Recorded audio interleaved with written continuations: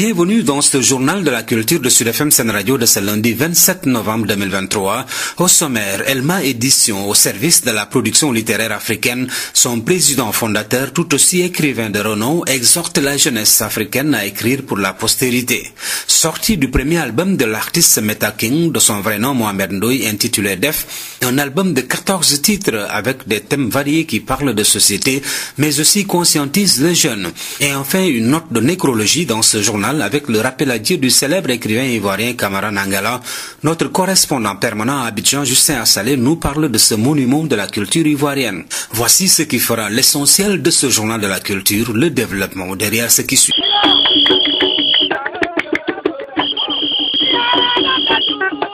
Présentation Moussa Dramé, je vous le disais dans le titre. Après ses débuts en 2016, nominé Flow Up Hip Hop Festival en 2018 et en 2019 dans la catégorie meilleur IP LP dans le Galsen Hip Hop Awards, l'artiste Meta King, de son vrai nom Mohamed Ndoye, a sorti son premier album intitulé Def, un album de 14 titres avec des thèmes variés qui parlent de société, mais aussi conscientisent les jeunes. Un album disponible sur toutes les plateformes de streaming. C'est un reportage signé Denisia Sambo.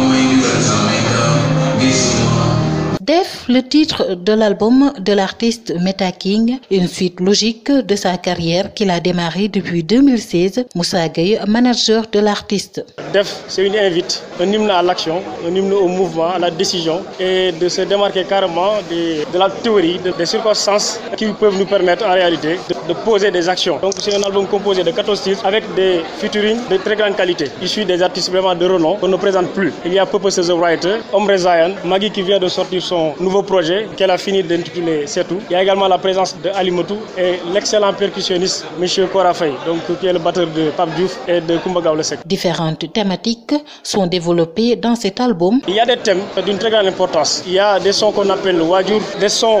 intitulés Soblé. Soblé, le nom peut porter à rire, mais qui a tout son sens. On vit dans un pays où on parle beaucoup et on s'occupe des oignons des autres. C'est l'occasion vraiment pour l'artiste de s'adresser à tout un chacun, de s'interroger et de faire une autodescription de soi-même. Je reviens sur Doumo Nitufi, le son également qu'il a fait avec OPC. C'est vrai qu'il y a un rythme musical intéressant qui peut faire bouger les uns et les autres, mais le message qui est dedans est très important. Il y a énormément de messages qui peuvent vraiment accrocher et qui peuvent conscientiser davantage la masse, et généralement les jeunes, qui sont vraiment sa cible principale. Un album disponible dans toutes les plateformes de streaming. Et parallèlement également, on a des ventes de goodies, accompagnées bien sûr de clés USB, donc qui poursuivent, qui accompagnent la promotion de l'album.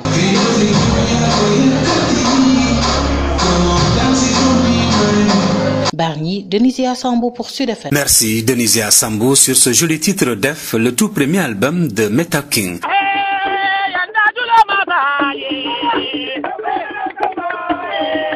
Elma Édition, c'est le nom d'une maison d'édition fondée par El Hadj Omar Massali, un jeune originaire de Sédhiou qui excelle dans le monde des arts et des lettres. Auteur de plusieurs ouvrages et fervent panafricaniste, El Hadj Omar Massali est aussi conseiller en communication et collaborateur à Jeune Afrique. Par le lancement de cette maison d'édition en 2021, il entend accroître la production littéraire comme outil de développement et de promotion des talents africains. El Hadj Omar Massali, le président fondateur de Elma Édition, que je vous propose d'écouter. La maison d'édition Elma a été lancée partant d'abord d'un diagnostic sans complaisance de la situation du monde de l'édition en Afrique, parce que nous avons constaté qu'au lendemain des indépendances, plusieurs maisons d'édition ont été créées pour valoriser en effet la littérature africaine, qui est un vecteur de l'expression de nos cultures. Mais elles ont malheureusement connu au cours des décennies suivantes de nombreuses vicissitudes. Or, il faut le dire, le marché du livre doit se placer comme l'une des plus grandes industries culturelles africaines. Et donc, il est important que l'Afrique, qui s'est distinguée au cours de ces dernières années dans tous les secteurs avec notamment des entrepreneurs dynamiques. Quand vous regardez la France en 2022, le chiffre d'affaires des éditeurs est à 2911 millions d'euros. Et le nombre d'exemplaires de livres vendus est chiffré à 448,5 millions. Et le marché du livre pèse plus de 4 milliards d'euros en 2022. Et c'est donc dire que le secteur du livre occupe une place importante dans l'industrie culturelle. C'est un secteur notamment pourvoyeur d'emploi, mais c'est un secteur aussi qui peut permettre de booster l'économie du continent. Elhadj Omar Massali, le président fondateur de Elma Édition sur Sud FM. Nécrologie pour refermer ce journal de la culture et nous partons pour la Côte d'Ivoire qui pleure l'effondrement d'un grand monument de la culture. Homme de lettres et vaillant défenseur des causes africaines, Camara Nangala a tiré sa révérence il y a 2 semaines et depuis son décès, les hommages fusent de partout, nous dit Justin Assalé, notre correspondant permanent à Abidjan. Professeur de mathématiques des lycées au collège, Camara Nangala est l'un des écrivains les plus prolifiques de Côte d'Ivoire, avec à son actif plus d'une trentaine d'œuvres littéraires, poésie, romans, nouvelles, théâtre. Au cours des années 1989 et 1999, il est consacré lauréat des concours Raconte-moi une histoire et une histoire pour l'an 2000, organisés par les éditions CEDA. C'est donc cet écrivain dont les œuvres ne laissent personne indifférente qui a été mis à l'honneur par le SILA, le Salon international du livre d'Abidjan, en 2022. Témoignage de Ange Félix Ndapri, commissaire général du SILA. En ma qualité de commissaire général du Salon international du livre d'Abidjan, j'ai donc proposé que nous puissions honorer Camara Nangala en 2002 en qualité d'écrivain à l'honneur de la 12e édition du Salon international du livre d'Abidjan. Ça a été un grand moment pour lui, un grand moment pour nous, mais aussi un grand moment pour le livre africain, un grand moment pour la littérature ivoirienne. Camara Nangala ne s'arrêtera pas là, il remportera le Grand Prix Bernard Dadier au SILA 2023. Cet éminent écrivain sera à jamais immortalisé pour les générations futures à travers le prix qui portera son nom, fait savoir Hélène Lobé, présidente de l'AECI, l'Association des écrivains de Côte d'Ivoire. L'AECI, l'Association des écrivains de Côte d'Ivoire, compte participer à toutes les étapes des obsèques de Camara Nangala. Et après, il y a un concours littéraire qui va être lancé et dont l'un des prix portera son nom. Pour rappel, Camara Nangala est décédé le 12 novembre 2023 à Abidjan, à l'âge de 68 ans. Justin Assalé, Abidjan pour Sud FM. Merci Justin Assalé. Le groupe Sud Communication, par ma voix, présente ses sincères condoléances au monde des arts et des lettres et à tout le peuple frère de la Côte d'Ivoire. C'est la fin de ce journal de la culture. Il vous a été réalisé et présenté par Moussa Dramé. Tout le plaisir est pour nous de vous savoir chaque jour plus nombreux à l'écoute des programmes du choix de la différence Sud FM Sen Radio. Merci donc de nous rester fidèles et très bon début de semaine à toutes et à tous. Au revoir. Bismillah ci xibaaru ci yaada ci Sud FM Sen Radio bu altine gi ñaar fukk fan ak juróom-ñaar ci weeru novembre atum 2023 ñu ngi koy dooree ci kër liggéeykaay bi di Elma Édition nekk boo xam ne it ay téere lay génn di maison de production boo xam ne ki ko jiite di Elhadj Omar Massali fekk baax ci diwaanu Sédhiou addu ci lépp loo xam ne war na soxali Afrique ci lu jëm ci wàllu mbind daañ addu ci lu jëm ci wàllu album artiste bii di Meta King boo xam ne it ñu ngi koy gën a xamee ci turam dëgg di Mohamed Ndoye am na it album boo xam ne it génn na ko it nekk guleet tuddee ko it def mu nekk loo xam ne it am na fukk ak ñeent titre boo xam ne moom la ci amee di addu ci lépp lu jëm ci wàllu doxalinu jamono dañ addu it tamit ci ndem si yàlla bi di Camara Nangala ci réew Côte d'Ivoire moo xam ne dañ am tiis gannaaw ba mu làqoo foofee it ñaari ay bés yàlla ngi ni Justin Assalé mi ñuy toogal ci Abidjan àdduna ci it lu gën a yaatu ci lu jëm ci wàllu ba tey ñoo xam ne ñu ngi ciy jébbal seeni njaal mbokk yi li moo nekk bopp xibaar yi nes tut ñuy fas yéene leen ko gën a yaatal.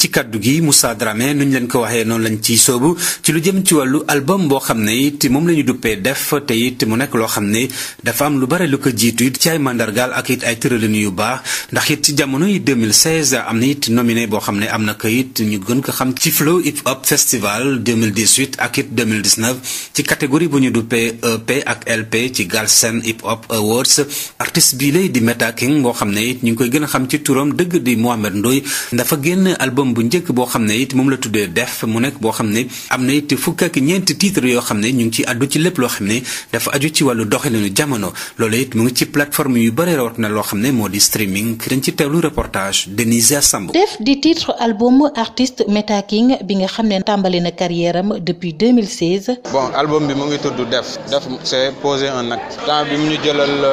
moins de 2 ans parce que metti woon na trop liggéey bi te baakalewuñu ko quoi am na ay collaboration ak Kora Faye ak Pëpësa ak Ombre Zayan ak Magui ak Alimatu bi nekkoon seen petit gàlle. ci bile album artiste bi développé ci thème yu bëri bokk na ci yuy yeete. bon thème yi ñëwaat chaque jour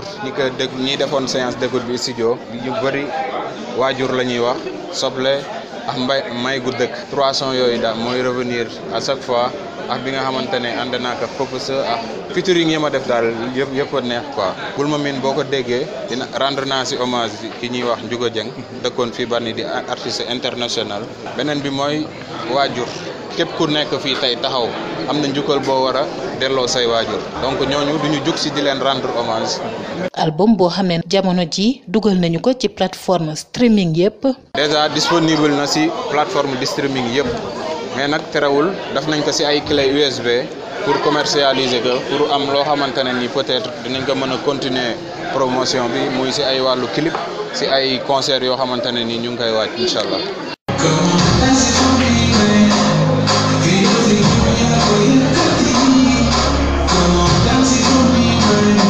Bargny Denisia Sambo pour Sud FM. Denisia Sambo am nga jaajëf addu ci album bu bees bi la ñu duppee def bu Meta King.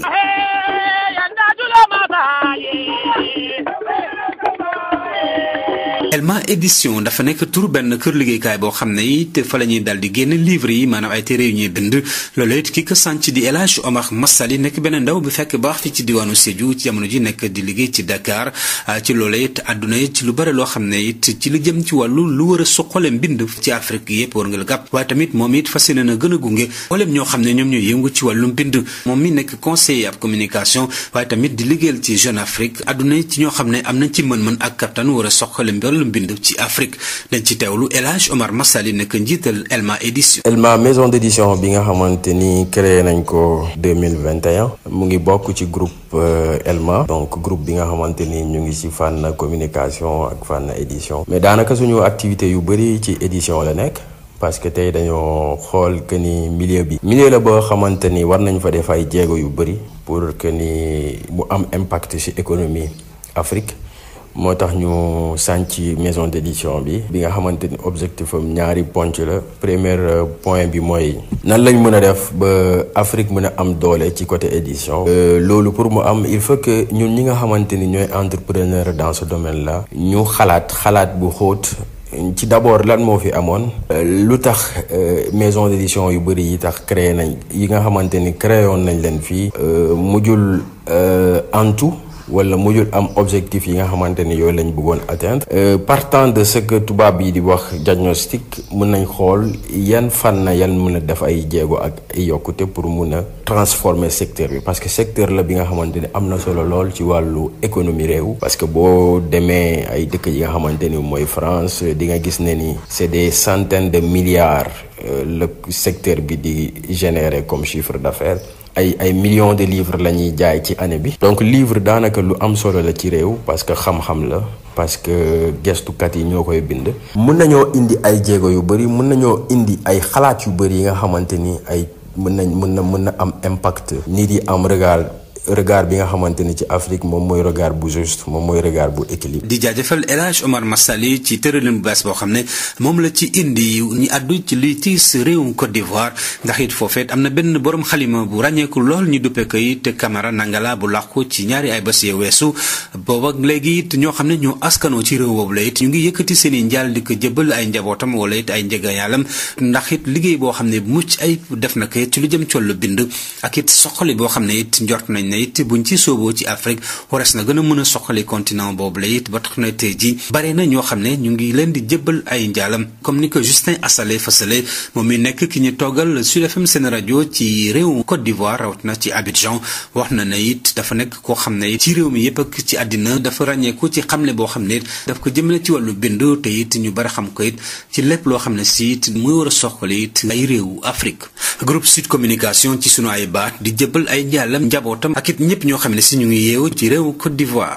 mbokk yi fii la ñuy darkepe suñu jotaay xibaaru ci aada ki leen ko dettal di Moussa Dramé mbégte mu rëy la ñuy am saa su nekk di xam ne it lim bu tàkk ngeen di déglu Sud FM seen rajo nekk banqaasu rajo bu njëkk moomeel boppam ci Sénégal di addu ci lépp lu jëmee ci wàllu xibaar yu leer di leen ñaanal ay bés jàmm di sàkku ñaan ci yéen ngir suñu borom subhanahu wa taala jëmm boolem bébét boo xam ne am nañ ko it war a soxalee Sénégal gi yëpp ci àddina wërngal ka